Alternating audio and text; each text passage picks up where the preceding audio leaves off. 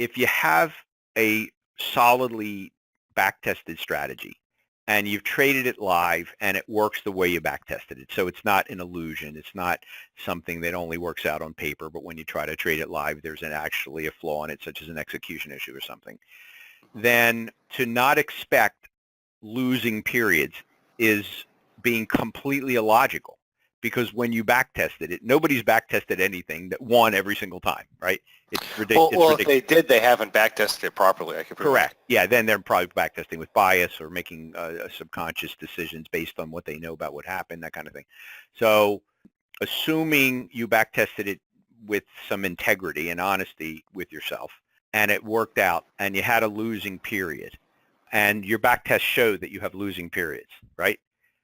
To then start breaking your rules, primarily because you're stressed out or you've lost faith in the strategy or whatever, always, not sometimes, always proves to be a mistake. When you look back, it always proves to be a mistake. You know what? Even if it works out that time, it proves to me to be a mistake in the future because you're going to do it again if it works out. That's a great point. It's like you learn a bad lesson.